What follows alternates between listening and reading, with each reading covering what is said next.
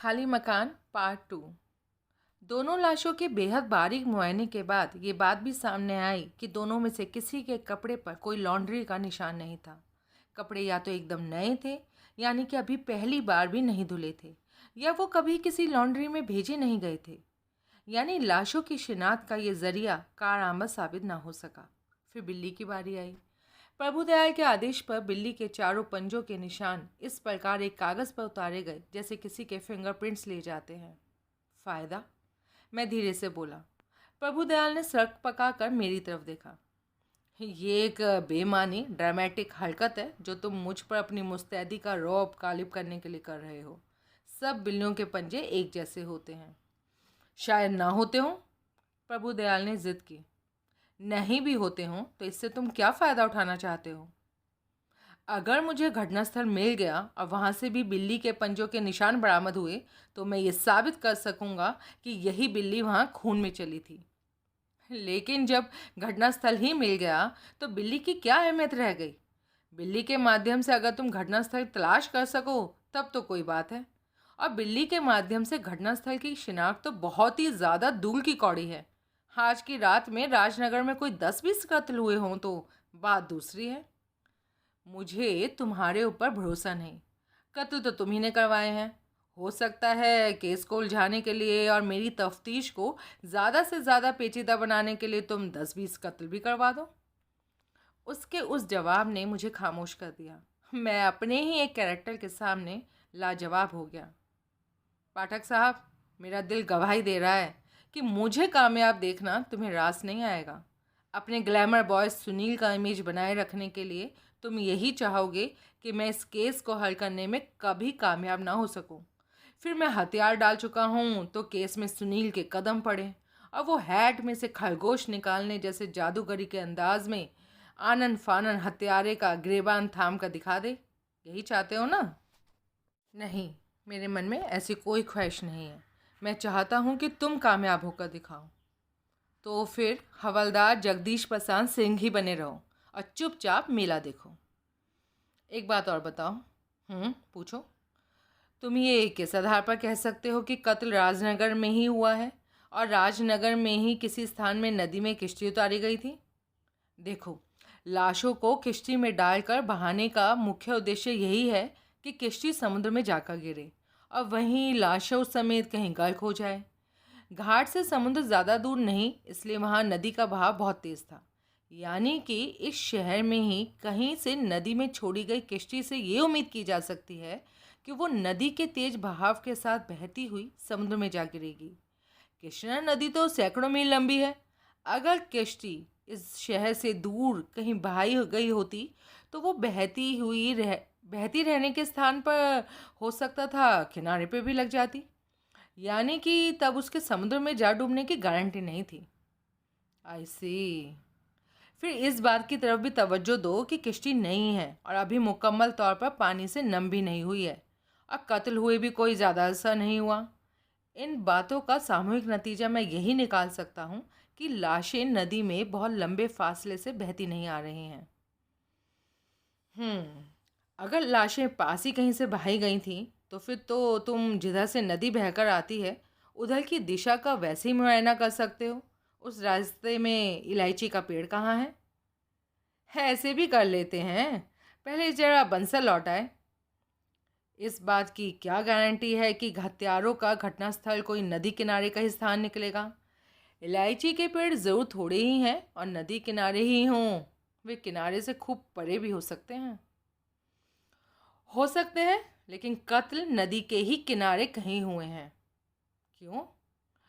क्योंकि लाशों को ठिकाने लगाने के लिए किश्ती इस्तेमाल की गई है।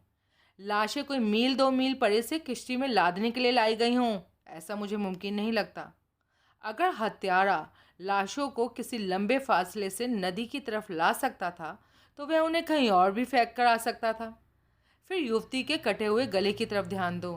यूं विभत्स ढंग से कटे हुए गले वाली लाश को किसी लंबे फासले से ढोकर लाना मुझे कोई करने लायक काम नहीं लगता। पाठक साहब, घटनास्थल का नदी के किनारे होना अवश्य भावी है। वहीं से रात के अंधेरे में लाशों को चुपके से किश्ती में लाद कर नदी में बहाया जा सकता है। Very good. और किश्ती का नया होना, उसका पहले ही बार पानी में उतरना, ये साबित करता है कि यह घटनास्थल के पास नदी में तैरती नहीं खड़ी थी, बल्कि घटनास्थल पर ही खुश्की में कहीं मौजूद थी। मुमकिन है घटनास्थल नदी के किनारे का कोई मकान, कोई अहाता या कोई शेड हो, जहाँ ये किश्ती पहले से मौजूद थी और जिसमें ये लाशें रखकर इन्हें नदी में उतारा गया हो। यानी ये किश्ती लाशें बहाने के लिए बनाई गई थी, मैं बड़ी मासूमियत से बोला। प्रभु दयाल ने घूर कर मुझे देखा। पाठक साहब, तुम मुझे घिस रहे हो या वक्ती तौर पर तुम्हारी अकल घास चढ़ने गई है? हाँ, क्या क्या हुआ, क्या हुआ? मैं नकली हड़बड़ाहट जताते हुए बोला। किश्ती क्या कोई आधे पौने घंटे में ठुक जाने वाली चीज़ होती है, जो किसी ने पहले कत्ल किए होंगे फिर आनन फानन में किश्ती ठोक ली होगी? तो फिर घटनास्थल पर नई किश्ती का क्या काम? इत्तेफाक।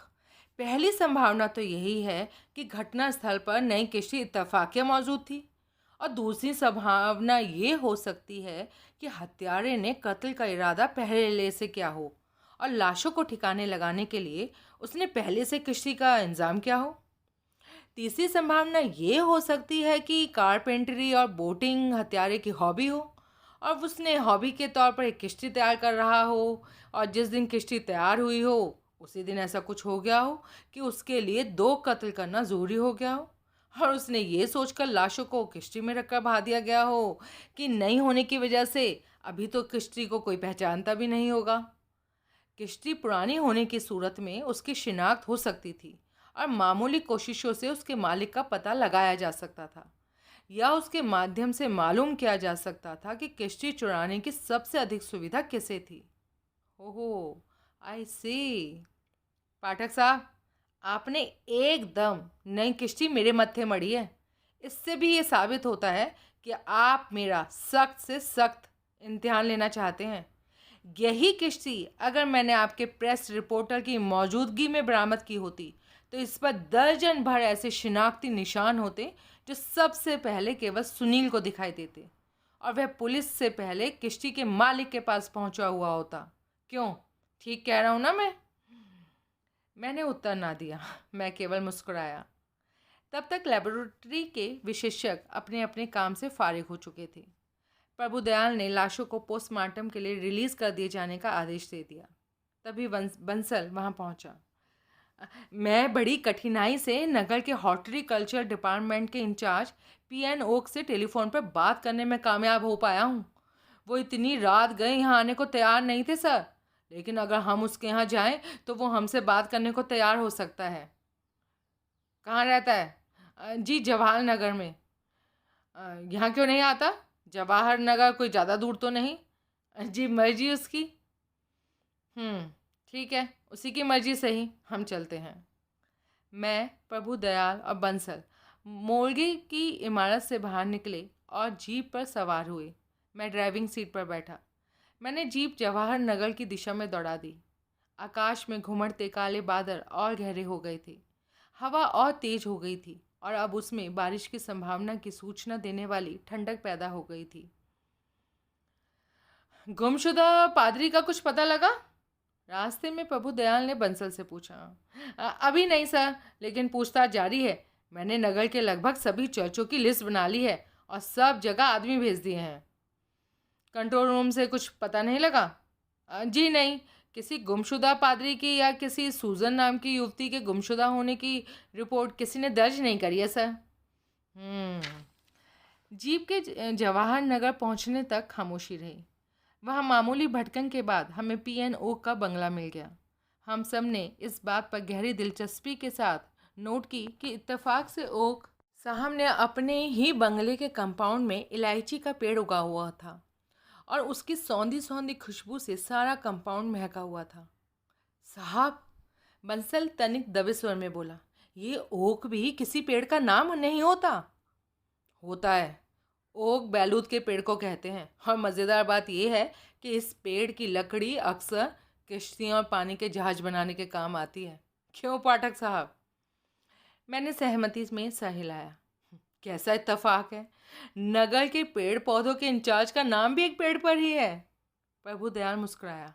साहब, अब क्या है? आप हवलदार जगदीश को पाठक साहब क्यों कहने लगते हैं? साहब, मैं खुद भी ये सवाल आपसे पूछना चाहता था। जगदीश विनीत स्वभाव में बोला। बेहुदा सवालों में वक्त जाया ना करो। प्रभु दयाल तनिक कर्कश स्वर में बोला। घंटे बजाओ। बंसल ने कॉल बेल बजाई। दरवाज़ा खुद ओक ने खोला। बंसल ने उसका इंस्पेक्टर से परिचय करवाया। वह उन्हें एक ड्राइंग रूम में ले गया। हम सब लोग बैठ गए तो वह बोला, मैं दिल का मरीज़ हूँ, सेडेटिव लेकर सोता हूँ। रात को मुझे मुकम्मल आराम की ज़रूरत होती है। आप लोगों की फ़ोन कॉल से मैं जग तो गया था, लेकिन हेडक्वार्टर आपके पास इसी वक्त हाजिर होना मेरे बस की बात नहीं थी। कोई बात नहीं सर, आपकी यही बहुत मेहरबानी है जो आप इतनी रात गए हमसे बात कर रहे हैं। हम आपका ज़्यादा वक्त नहीं लेंगे ओक साहब।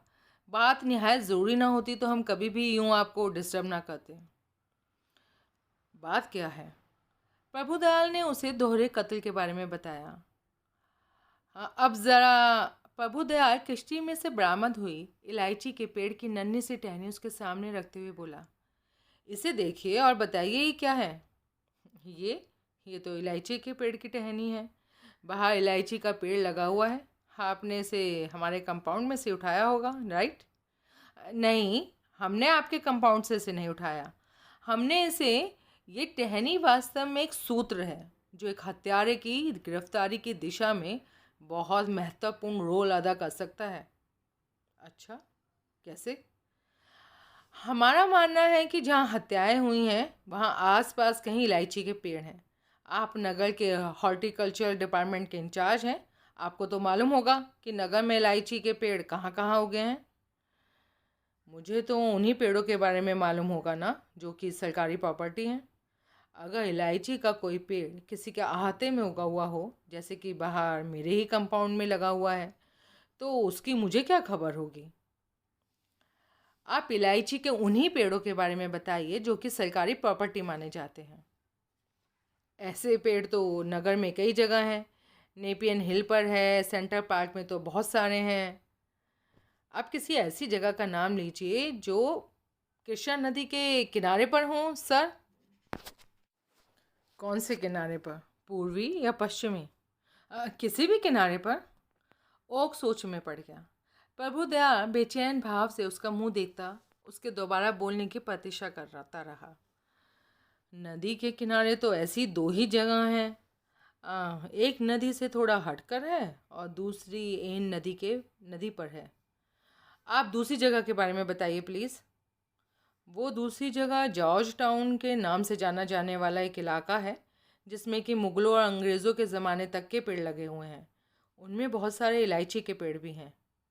George town? मुझे मालूम है सर। ये इलाका कहाँ है? ये इलाका मुझे भी मालूम है। बहुत बहुत शुक्रिया ओक साहब, आप नहीं जानते, आपने हमारी बहुत बड़ी मदद की है। ओक शिष्टाचारवश मुस्कुराया। वह हमें बंगले के बाहर तक छोड़ने आया। हम फिर जीप पर सवार हो गए। जॉर्ज टाउन चलो फ़ौरन, प्रभु दयाल ने आदेश दिया। मैंने जीप को जॉर्ज टाउन की दिशा में दौड़ा दिया। साहब, जॉर्ज टाउन में एक बहुत पुराना चर्च भी है। Very good. हो सकता है कि इस मरे हुए पादरी का उस चर्च से कोई संबंध हो। बिल्कुल सरासर हो सकता है। और सर, हत्यारों का घटनास्थल भी जॉर्ज टाउन से लगते नदी के तट पर कहीं हो। करेक्ट। जॉर्ज टाउन के इलाके में दाखिल होते ही रात के स्तब्ध वातावरण में हमें इलायची की महक का अनुभव होने लगा।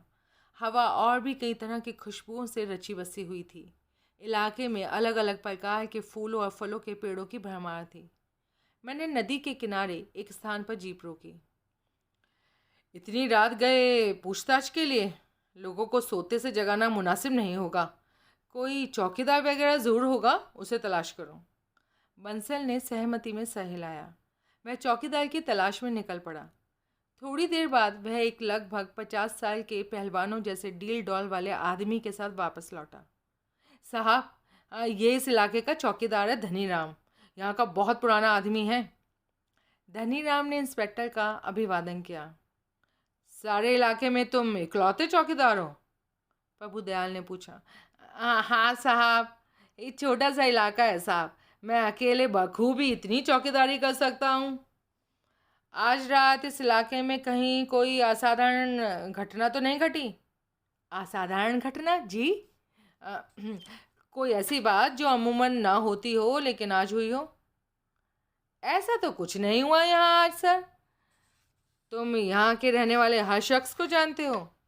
हाँ साहब, सबको जानता हूँ मैं।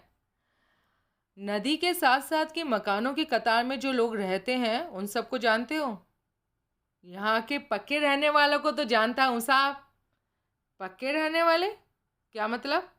साहब, इस लाइन के कुछ मकान ऐसे लोगों की मिल्कियत है जो स्थायी रूप से यहाँ नहीं रहते। जब मौसम बढ़िया होता है तो वो लोग यहाँ आ जाते हैं, और जब मौसम नाकाबिले बर्दाश्त हो जाता है तो यहाँ से कूच कर जाते हैं साहब। आजकल क्या पोजीशन है? आजकल तो सर बहुत सारे मकान खाली पड़े हैं जी। यानी कि खाली मकानों के मालिकान के बारे में तुम्हारी जानकारी मुकम्मल नहीं है? कैसे हो साहब, लोग बदलते जो जा रहे हैं। कभी कोई आ जाता है, कभी कोई आज जाला जाता है। अक्सर जो सूरतें एक बार दिखाई देती है ना साहब, वो ज़रूरी नहीं दोबारा भी दिखाई दें। और राजनगर में सैलानी भी तो बहुत आता है।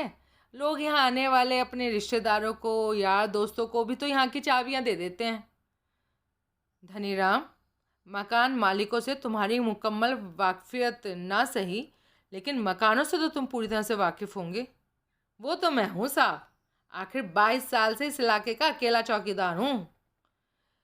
तुम्हारी जानकारी में नदी किनारे के मकानों की कतारों में कोई ऐसा मकान है जिसके कंपाउंड में इलायची का पेड़ हो? नहीं साहब, नहीं। लेकिन साहब, नदी के किनारे पर उगा हुआ एक बहुत पुराना इलायची का पेड़ है एक जगह, इन्हीं मकानों की कतार के सामने कहीं। जी हाँ। दिखाओ, आइए। हम धनीराम के साथ हो लिए। इलायची का जो पेड़ उसने दिखाया वह इस प्रकार उगा हुआ था कि आधे से ज़्यादा नदी के ऊपर झुका हुआ था। उसकी जड़ के आसपास नर्म घास का कालीन सा बिछा दिखाई देता था। प्रभु दयाल ने बंसल से टॉर्च लेकर जलाई और वहाँ की ज़मीन का मुआयना करना आरंभ किया। वो देखो, वह एक स्थान पर टॉर्च की रोशनी स्थिर करके बोला। यहाँ की घास कुछ दबी दबी लग रही है। साफ मालूम हो रहा है सर कि हाल ही में यहाँ कोई भारी चीज़ रखी हुई थी। किश्ती, बंसल के मुंह से निकला। यकीनन, ज़रूर यही वह जगह है जहाँ से किश्ती नदी में उतारी गई थी। तभी इस पेड़ की टहनी इत्तेफाक से टूटकर किश्ती में आ गिरी थी। धनीराम, इन सामने के मकानों में रहते किसी ऐसे शख्स को जानते हो जो चपटे तले वाली एक छोटी सी किश्ती रखता हो? धनीराम ने इनकार में सर हिला दिया। सोच कर जवाब दो, दिमाग पर जोर दो जरा। साहब, किश्ती से अगर आपका मतलब उस नाव से है जो लकड़ी की होती है और चप्पू से चलती है तो हाँ हाँ, उसी से मतलब है मेरा। ऐसी किश्ती तो यहाँ किसी के पास नहीं है साहब। अलबत्ता एक दो साहबान के पास मोटर बोट ज़रूर है। मोटर बोट नहीं, किश्ती की बात करो। मेरी जानकारी में यहाँ किश्ती नहीं है साहब किसी के पास। ओह। उसने एक आसाहे नज़र सामने मौजूद मकानों की कतार की तरफ डाली और बड़बड़ाया। कत्ल का घटनास्थल होना तो इन मकानों में से कोई चाहिए। अब कैसे पता लगे कि इन मकानों में से कौन से मकान की हमें तलाश है? सब मकान देखने होंगे साहब, बंसल बोला। घटनास्थल छुपा तो रह नहीं सकता। आखिर लाशों में से ढेरों खून बहा था, खासतौर पर लड़की की कटी हुई गर्दन में से। इतना खून खराबा इतनी जल्दी तो छुपाया नहीं जा सकता। और फिर बिल्ली, प्रभु दयाल के मुंह से निकला। जी, बिल्ली को तो मैं भूल ही गया था। बिल्ली लाशों के साथ नदी के बीच में तैरती किश्ती में पाई गई थी। किश्ती में बिल्ली आसमान से तो टपकी नहीं होगी, ज़रूर वो किनारे में ही किश्ती में कूदी होगी, और तभी किश्ती नदी की धार में बह चली होने की वजह से वह किनारे पर वापस नहीं कूद पाई होगी। कहने का मतलब ये है कि अगर किश्ती नदी में इस जगह से उतारी गई थी तो बिल्ली भी ज़रूर यहीं से नाव में कूदी थी। सूरत से वह कोई लावारिस आवारागर्द बिल्ली नहीं लगती थी। ज़रूर वो किसी की पालतू बिल्ली थी और ज़रूर उस बिल्ली का मालिक कोई इसी इलाके का बाशिंदा है। धनीराम, जी साहब। सामने के मकानों में किसी ऐसे शख्स को जानते हो जो बिल्ली पालने में रुचि रखता हो? साहब, मैं ऐसे एक क्या कई लोगों को जानता हूँ। अच्छा, यानी कि यहाँ कई लोगों ने बिल्लियाँ पाली हुई हैं। जी साहब। तुम उन बिल्लियों को पहचानते हो? सबको पहचानता हूँ साहब। कभी कोई बिल्ली खो जाती है तो उसकी तलाश के लिए धनीराम को ही तलब किया जाता है। एक बार 3 नंबर वाले नाडकर्णी साहब की बिल्ली कुछ आवारागर्द कुत्तों के डर से पेड़ पर चढ़कर बैठ गई थी और वहाँ से उतरती ही नहीं थी। फिर उसे खुद मैंने पेड़ पर चढ़कर उतारा था। कम से कम 40 फुट ऊंचा चढ़ना पड़ा था मुझे। और यहाँ किसी के पास कोई ऐसी बिल्ली है जिसका रंग सफ़ेद है, जिसके माथे पर आँखों के बीच काला चकत्ता है और जिसकी पूँछ कटी हुई है? डार्लिंग, धनीराम के मुंह से निकला। डार्लिंग? क्या मतलब? हाँ, उस माथे पर काले चकत्ते वाली पूँछ कटी सफ़ेद बिल्ली का ये नाम है साहब। डार्लिंग? हाँ साहब। मालिक कौन है डार्लिंग का? वो 15 नंबर वालों की मिल्कियत है साहब। 15 नंबर वाले कौन हुए? वे लोग जो आजकल उस मकान में रहते हैं, एक औरत और एक आदमी। अच्छा, तो ये 15 नंबर कहाँ हुआ? धनीराम ने एक मकान की तरफ इशारा कर दिया। वह मकान इलायची के पेड़ के ऐन सामने था। प्रभुदयाल के चेहरे पर उम्मीद की नई चमक पैदा हुई। मैं वो मकान देखना चाहता हूँ। लेकिन मकान तो खाली पड़ा है साहब, धनीराम बोला। अभी तो तुम कह रहे थे कि उस मकान में एक आदमी और औरत रहते हैं। साहब, मैंने कहा है कि मकान इस वक्त खाली पड़ा है। तुम्हें कैसे मालूम? साहब, वहाँ रात को कोई नहीं रहता। कभी रहता है तो मुझे इस बात की खबर होती है। वैसे भी खाली मकानों पर मैं खास निगाह रखता हूँ। मालिकान का ऐसे ही हुक्म है। उन लोगों ने तो मुझे चाबियाँ तक दी हुई हैं अपने अपने मकान की, ताकि अगर मैं कभी ज़रूरत समझूँ तो ताला खोलकर भीतर भी झाँक सकता हूँ। 15 नंबर की चाबी है तुम्हारे पास? हाँ साहब, मैंने अर्ज किया ना, अक्सर खाली रहने वाले यहाँ के सारे मकानों की चाबियाँ रहती है मेरे पास। यहाँ के मालिकान तुम पर बहुत भरोसा करते मालूम होते हैं। मैं उनका 22 साल का आजमाया हुआ चौकीदार हूँ साहब। अच्छा, तो मुझे वो मकान खोल कर दिखाओ। वो हिचकिचाया। सुना नहीं? साहब, मैं ऐसे कैसे आपको मकान खोल के दिखा सकता हूँ? क्यों नहीं दिखा सकते हो? आखिर मेरी भी कोई जिम्मेदारी है साहब। धनीराम, ज़्यादा होशियार बनकर मत दिखाओ। तुमने मकान पुलिस के लिए खोलना है, किसी चोर उचक्के के लिए नहीं और किसी अजनबी के लिए नहीं। साहब, मैंने सुना है ऐसे कामों के लिए पुलिस वारंट लेकर आती है, जो कि वो मजिस्ट्रेट इशू करता है साहब। बड़े होशियार हो। वो खामोश रहा। जानते हो, मैं तुम्हें गिरफ्तार कर सकता हूँ। किस इल्ज़ाम में साहब? कत्ल के इल्ज़ाम में। कत्ल? एक नहीं, दो दो कत्ल, डबल मर्डर। लेकिन लेकिन साहब, मेरा उससे। आज रात यहाँ 2 कत्ल हुए हैं। कत्ल के बाद लाशों को एक किश्ती में रखकर नदी में बहा दिया गया था। तुम कैसे चौकीदार हो इस इलाके के कि रात के अंधेरे में इतना कुछ हो गया और तुम्हें खबर तक न लगी? लाशें इन मकानों में से किसी में से निकाली गईं, उन्हें किश्ती में लादा गया, किश्ती को नदी में उतारा गया। ये तमाम काम पलक झपकते तो हो जाने वाले नहीं हैं, बहुत वक्त खाने वाले काम हैं ये। फिर भी तुम्हें इनकी खबर क्यों ना हुई? मुझे लगता है कि या तो कत्ल किए ही तुमने है या तुमने कातिलों की मदद की है। नहीं साहब, नहीं नहीं, बिल्कुल नहीं। तो फिर इतनी बड़ी घटना हुई और तुम्हें कोई खबर क्यों नहीं हुई? क्या चौकीदारी करते हो तुम? क्या गश्त लगाते हो तुम इस इलाके की? मैं साहब मैं यहाँ नहीं था। तुम यहाँ नहीं थे? जी साहब, यहाँ नहीं थे? क्या मतलब? हो तो सही, तुम यहाँ खड़े तो हो मेरे सामने।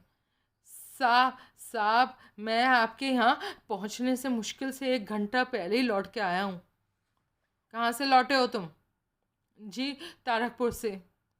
पहेलियाँ मत बुझाओ, किस्तों में बात मत करो, साफ साफ बोलो। मुकम्मल बोलो, एक ही बार में बोलो। साहब, तारापुर में मेरा बाप रहता है साहब। आज रात मुझे एक टेलीग्राम मिली थी जिसमें लिखा था मेरे बाप की हालत एकाएक बहुत ख़राब हो गई थी। वो मौत की कगार पर खड़ा था और उसने मुझे फ़ौरन बुलाया। मैं आनन फानन का तारकपुर पहुंच गया, लेकिन वहाँ मैंने अपने बाप को एकदम भला चंगा पाया था साहब। किसी हरामजादे ने मेरे साथ मस्करी की थी और मुझे खामोखा मेरे बाप की बीमारी का तार भेज दिया था। मुझे पता लग जाए सही में कि कौन था वो, फिर ना मैं ना मार मार के भूसा भर दूँ साले में। मैं तो वो टेलीग्राम कहाँ है? जी, मैंने कहा वो टेलीग्राम कहाँ है जिसे पाकर तुम दौड़े दौड़े तारकपुर पहुंच गए थे? मेरे पास है साहब, दिखाओ। उसने जेब से एक मोड़ा तोड़ा कागज़ निकालकर प्रभुदयाल को सौंप दिया। प्रभुदयाल ने कागज़ को खोला और टॉर्च की रोशनी में उसे पढ़ा। वह वैसा ही टेलीग्राम था जैसा कि धनीराम उसे बता रहा था। इसे हम रख रहे हैं, प्रभुदयाल ने टेलीग्राम बंसल को सौंपते हुए बोला। ये तफ्तीश के काम में आ सकता है। तुम्हें कोई एतराज़? नहीं साहब, शौक से रखिए। कभी आपको इस टेलीग्राम को भेजने वाले की खबर लग जाए तो ज़रा मुझे भी खबर कीजिएगा। ज़रूर करेंगे और तुम्हें उसकी सेवा करने का पूरा मौका भी देंगे। शुक्रिया साहब। लेकिन ये टेलीग्राम तुम्हें भेजकर किसी ने तुम्हारे साथ मजाक नहीं किया है, बल्कि अपना मतलब हल किया है। कत्ल करके लाशों को ठिकाना लगाने की खातिर अपना रास्ता साफ किया है। हत्यारा जानता था तुम्हारी मौजूदगी में कत्ल करके लाशों को नदी में बहाने के काम को कामयाबी से अंजाम दे पाना मुमकिन नहीं था। इसलिए उसने टेलीग्राम तुम्हारे नाम भेजकर तुम्हें घटनास्थल से हटा दिया और अपना रास्ता साफ कर लिया। ओह, वो कुछ क्षण खामोश रहा, फिर उत्सुक भाव में बोला, साहब, माजरा क्या है? कत्ल किसका हुआ है?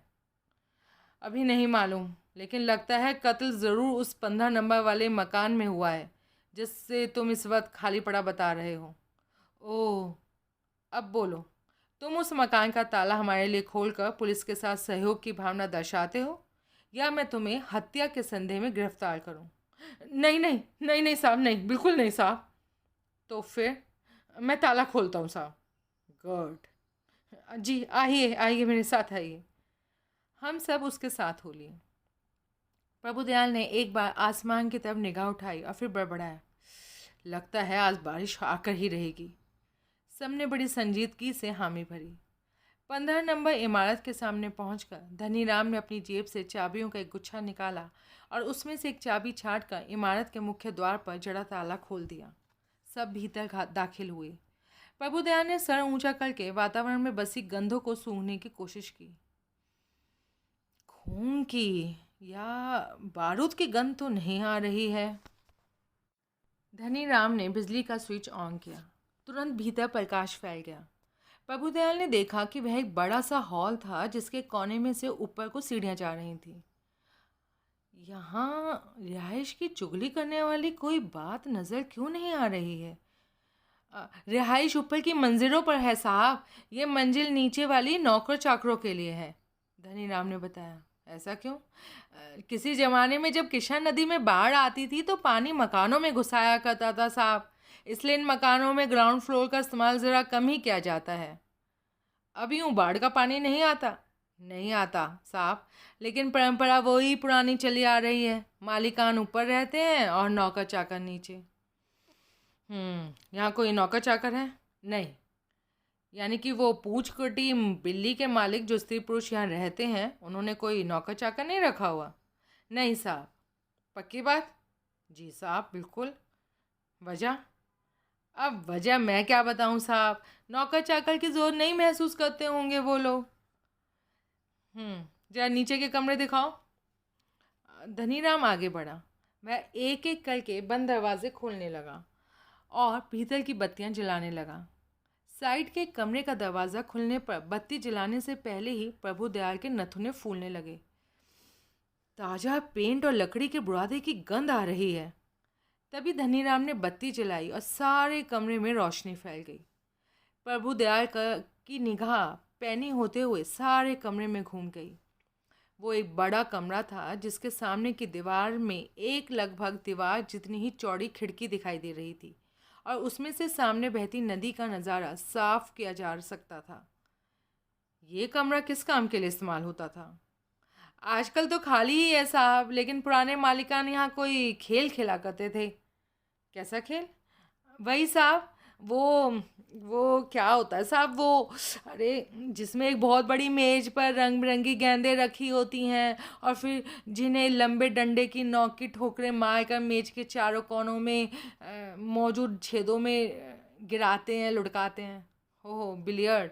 वही साहब, ब्लेड ब्लेड। ब्लेड नहीं, बिलियर्ड। कभी यहाँ बिलियर्ड की टेबल लगी होती थी। हाँ साहब, एक मेज तो थी बहुत बड़ी सी जिसमें चारों खानों में छेद होते थे। तो आजकल ये कमरा इस्तेमाल नहीं होता था?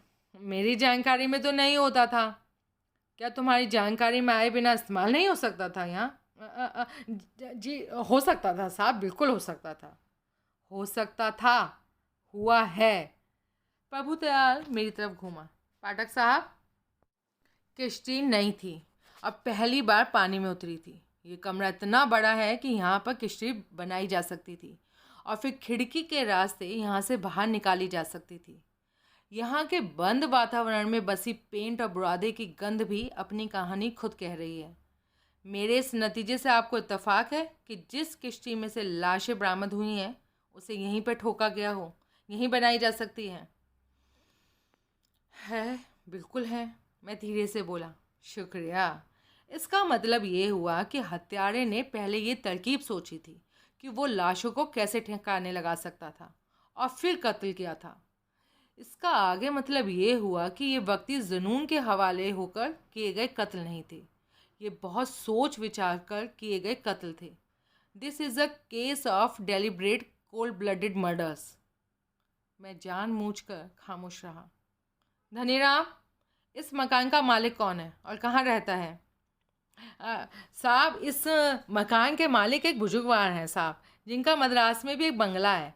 उन्हें यहाँ की ठंडी आबो हवा रास नहीं आती, इसलिए सर्दियों के मौसम में वो मद्रास चले जाते हैं और गर्मियों में यहाँ लौट आते हैं। जिन दिनों वे यहाँ नहीं होते, कोई 6 महीने वो यहाँ नहीं होते, उन दिनों अपने एजेंट के माध्यम से वो मकान को अपने मुकम्मल साज सज्जा के साथ किसी को किराए पर दे देते हैं। यानी कि आजकल जो किराएदार यहाँ रह रहे हैं वो 6 महीने से यहाँ हैं। नहीं नहीं साहब, वो तो 1.5 साल से हैं यहाँ। 1.5 साल से? लेकिन तुमने तो कहा था कि इस मकान का मद्रासी मालिक गर्मियों में वापस लौट आता है। पिछली गर्मियों में साहब यहाँ नहीं लौटे थे साहब। आई सी। धनीराम, तुमने कहा कि वो किराएदार एक पुरुष और एक स्त्री हैं? जी साहब। नौजवान? हाँ साहब। शादीशुदा? हाँ साहब। नाम जानते हो? Mr and Mrs Chalmer. अंग्रेज़ हैं? नहीं, देसी ईसाई, क्रिस्तान। पुराना ब्याह जोड़ा है वो? साहब, एकाएक धनीराम के स्वर में धूर्ता का पुट आ गया। मुझे तो वो ताज़ा ब्याया जोड़ा भी नहीं लगता है। क्या मतलब? साहब, वो कहते अपने आप को है मिस्टर एंड मिसेज, लेकिन उनकी हरकतों से लगता है कि आशिक माशूक हैं वो। अच्छा, उनकी कौन सी हरकत से तुम्हें ऐसा लगता है? अरे हर हरकत से ऐसा लगता है साहब। फिर भी बताओ, कुछ तो बताओ। साहब, ना तो उन्होंने यहाँ पे कोई नौकर चाकर रखा हुआ और ना ही आस पड़ोस से कोई वास्ता। टिक्के कभी वो यहाँ रहते नहीं, कभी दोपहर की खामोशी में आते हैं, कभी रात के सन्नाटे में चोरों की तरह भीतर घुसते हैं, और कभी मैंने उन्हें इकट्ठे आते या इकट्ठे यहाँ से जाते नहीं देखा। मुझे तो ये कोई औरत मर्द के नाजायज ताल्लुकात की कहानी लगती है साहब। लड़की शादीशुदा है? लगती तो है साहब, लेकिन आदमी उसका मर्द नहीं हो सकता। तुम्हारा मतलब है कि लड़की किसी और की बीवी है जो कि उस आदमी की मोहब्बत में गिरफ्तार है, और दोनों ने इस मकान को अपना छुप छुप कर मिलने की का ठिकाना बना रखा है। लव नेस्ट, प्रेम घरौंदा बना रखा है। 16 आने पावरत्ती, यही बात है साहब। अरे मुझे बात कहनी आई नहीं, लेकिन आपने एकदम चौकस तरीके से बात कही है। आपने कील को एंड सर पे ठोका है साहब, यही मैं कहना चाहता था। तुम इन साहब का क्या नाम बताया था उन्होंने अपना? चालमर। तुम इन चालमर साहब का हुलिया बयान कर सकते हो? धनीराम ने पुरुष के कद काट और नैन नक्श वगैरह के बारे में जो बताया और उसकी उम्र का अपना अंदाज़ा भी बताया। मोटे तौर पर वह हतप्राण पादरी का ही हुलिया था। अब जरा मेम साहब का बताओ। वो सो कॉल्ड मिसेस चार्मर का हुलिया बयान करो। उसने किया। वह निश्चय ही उसी युवती का हुलिया बयान कर रहा था जिसका लाश पादरी की लाश के साथ किश्ती में पाई गई थी। प्रभुदयाल के चेहरे पर भारी संतुष्टि के भाव प्रकट हुए। उसने एक विजेता की तरह मेरी तरफ देखा और मैंने भी आंखों आंखों में उसे शाबाशी दी। इन दोनों के अलावा तुमने कभी किसी और को समारोह में देखा? प्रभुदयाल फिर धनीराम से संबोधित हुआ। नहीं साहब, मेरी जानकारी में उन दोनों के अलावा किसी तीसरे आदमी ने यहाँ कदम नहीं रखा साहब। यानी वे दोनों कोई यार बाश मेहमान नवाज लोग नहीं थे? नहीं साहब, आज रात वो दोनों यहाँ आए थे? मैंने तो नहीं देखा था साहब। मैंने बताया ना साहब, बीच में मैं तारकपुर भी तो चला गया था ना। प्रभुदयाल खामोश हो गया। फिर उसने बड़ी बारीकी से सारे कमरे का मुआयना आरंभ किया। एक कोने में पेंट का एक खाली डब्बा और एक ब्रश पड़ा मिल पाया गया। पेंट उसी रंग का था जिससे कि किश्ती रंगी गई थी। एक और कोने में कैनवस के एक बोरे के नीचे 10 किलो के 8 बट्टे पड़े पाए गए। उन दोनों चीज़ों को देखकर प्रभुदयाल की आंखें सुकड़ गईं। ये कैनवस का बोरा और लोहे के बट्टे हत्यारे के बड़े खतरनाक इरादे की तरफ इशारा करते हैं। ओह, इससे इस बात पर भी रोशनी पड़ती है कि हत्यारे ने स्त्री का गला क्यों काटा। साफ जाहिर हो रहा है कि वह लाश को इस प्रकार ठिकाने लगाना चाहता था कि उसकी शिनाख्त ना हो पाती। शायद वह सर को नष्ट कर देना चाहता था और धड़ को इस कैनवस के बोरे में बंद करके साथ में लोहे के बट्टों की सूरत में वजन बांधकर वो उसे समुद्र में डुबो देना चाहता था। लेकिन अब सबसे अहम सवाल ये पैदा होता है कि उसने ऐसा किया क्यों नहीं। दूसरे, उसने जो हौलनाक इरादे एक लाश की बाबत थे वे दूसरी लाश की बाबत क्यों नहीं थे। उसने पादरी की लाश का भी स्त्री की लाश की तरह गला क्यों नहीं काटा। कोई कुछ ना बोला। ऊपर चलो, प्रभुदयाल ने आदेश दिया। बाकी इमारत का मुआयना आरंभ हुआ। दूसरी मंजिल की सीढ़ियों के दहाने के पास से एक ऐसी चीज़ बरामद हुई जिसे प्रभुदयाल ने केस के एक बड़े महत्वपूर्ण सूत्र का दर्जा दिया। वहाँ 2 बंद सूटकेस पड़े थे जिन पर उनके हैंडलों के पास सफ़ेदी की सहायता से SD लिखा हुआ था। SD। इन सूटकेसों के मालिक के नाम के प्रथम अक्षर हैं S यानी कि सूजन। सब खामोश रहे। इन्हें खोलो, उसने हुक्म दंदनाया। थोड़ी सी मेहनत के बाद बंसल ने दोनों सूटकेसों के ताले खोल डाले। भीतर से केवल जनाना कपड़े और टॉयलेटरी का सामान बरामद हुआ। अधिकतर कपड़े नए थे। उन सूटकेसों में से प्रभुदयाल को इस बात ने बहुत मायूस किया, कोई भी ऐसी चीज़ बरामद न हुई जो उनके मालिक की शिनाख्त में मददगार साबित हो सकती थी। सूटकेसों को बदस्तूर बंद कर दिया गया और उन्हें यथास्थान रख दिया गया। फिर बाकी फ्लोर का मुआयना किया गया। देखा गया कि वहाँ हर चीज़ पुराने स्टाइल की थी। जैसे पुराना वह मकान था वैसे ही पुराना वहाँ का फर्नीचर और बाकी कील कांटे थे। आधुनिकता का बोध कराती हुई वहाँ पर केवल एक चीज़ थी, बेडरूम में एक तिपाई पर पड़ा टेलीफोन। प्रभुदयाल तुरंत टेलीफोन के पास पहुँचा। जेब से रुमाल निकालकर उसने टेलीफोन का रिसीवर इस प्रकार उठाया कि उन पर अगर कोई उंगलियों के निशान हो तो वो बिगड़ ना सकें। टेलीफोन के डायल पर उसका नंबर लिखा था। उसने एक्सचेंज का एक नंबर डायल किया। उत्तर मिलने पर टेलीफोन पर लिखा नंबर दोहराया और पूछा कि टेलीफोन किसके नाम पर था। 2 मिनट में रिसीवर थामे रहा। क्या? फिर वह माउथ पीस में बोला, mister S Krishna Rao. Okay, thank you. उसने रिसीवर रख दिया। S कृष्णा राव, धनीराम, ये नाम तुमने कभी सुना है? साहब, ये तो इस मकान के मालिक का नाम है।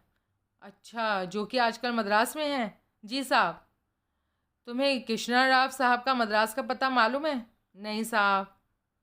मालूम करना होगा। उससे इस मकान के रहस्यपूर्ण किराएदारों के बारे में काफ़ी कुछ मालूम हो सकता है। ये क्या है?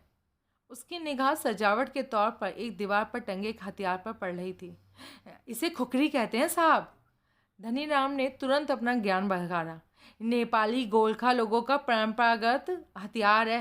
कृष्णा राव साहब ने मुझे बताया था, इसे वो नेपाल से लाए थे। प्रभुदयाल उसके समीप पहुंचा और उसे बिना छुए बड़े गौर से उसका मुआयना करने लगा। खुकरी यूं चमक रही है जैसे इसे अभी अभी बड़ी मेहनत से रगड़कर पॉलिश करके यहाँ टांगा गया हो। लेकिन जिस खूंटी पर ये टंगी हुई है उस पर धूल की परत जमी साफ दिखाई दे रही है। खुकरी के आसपास दीवार पर भी धूल की परत है। क्या यही खुकरी सूजन का गला काटने के लिए इस्तेमाल की जा सकती है? हो तो सकती है साहब, बंसल बोला। और तो कोई गला काट देने के काबिल हथियार यहाँ दिखाई नहीं दे रहा है। ये चमक इसलिए रही है क्योंकि हाल ही में इसे धोया पोछा गया होगा, इस पर लगा खून साफ करने के लिए। प्रभुदयाल खामोश रहा। फिर जांच का सिलसिला आगे बढ़ा। उसने एक बार दीवान के नीचे झांका तो वहाँ एक जुगनू सा चमकता पाया। उसने हाथ बढ़कर वह चमकती हुई चीज़ उठा ली। ये तो उस हतप्राण स्त्री के कान का दूसरा बाला था। यह शर्तिया उसी बाले का जोड़ीदार है जो सूजन के कान में पाया गया था। इस बाले की यहाँ से बरामदगी साफ साफ कह रही है कि कत्ल यहीं इसी कमरे में हुए थे। साथ ही यहाँ का माहौल ये साबित कर रहा है कि कत्ल के बाद यहाँ से कत्ल के तमाम निशानात बड़ी मेहनत बड़े सब्र के साथ गायब कर दिए गए थे। यहाँ कहीं खून की एक बूंद भी दिखाई नहीं दे रही, जबकि यहाँ पर ढेरों खून बहा होना चाहिए। सबने बड़ी संजीदगी से सहमति में सर हिलाया। प्रभुदयाल ने बाला अपनी वर्दी की जेब में रख लिया और आगे बढ़ा। एक दीवार में एक दरवाज़ा दिखाई दे रहा था जिसे खोलने पर मालूम हुआ कि वह एक विशाल अलमारी का दरवाज़ा था। अलमारी का आकार कम से कम 8 गुणा 4 गुणा 6 फुट था और उसके आधे भाग में ऊपर से नीचे की तरफ शेल्फ लगे हुए थे। अलमारी एकदम खाली थी और उसके भीतर हर स्थान पर मौजूद धूल की परत साबित कर रही थी कि वह मुद्दत से इस्तेमाल नहीं की गई थी। अलमारी में हर जगह धूल की हमवार परत है, लेकिन इसके फर्श की धूल हमवार नहीं है। कहीं कहीं जूते का सा निशान धूल में साफ दिखाई दे रहा है। निशान स्पष्ट नहीं, उसकी शिनाख्त भी मुमकिन नहीं, लेकिन साफ जाहिर हो रहा है कि यहाँ इस अलमारी में कोई खड़ा था जिसके पैरों की हरकत से नीचे की धूल डिस्टर्ब हो गई थी। यहाँ साइड में उसकी कोहनियाँ लगी मालूम होती है। अब पिछली दीवार पर यहाँ उसका सर और यहाँ उसकी पीठ लगी मालूम होती है। यस, यहाँ निश्चय ही कोई शख्स खड़ा था जो कद में 5.25 फुट के आसपास था और जो एक हरे बदन का था। जो शख्स यहाँ खड़ा था अगर वही हत्यारा था तो हम कह सकते हैं वो कोई ठिगने कद का एक हरे बदन का आदमी था। बंसल सर, बंसल बोला, हेडक्वार्टर फ़ोन करो और फिंगरप्रिंट्स एक्सपर्ट और फोटोग्राफर को फ़ौरन बुलाओ। यस सर, लेकिन फ़ोन के रिसीवर पर से फिंगरप्रिंट्स ना मिटने पाए। Never sir.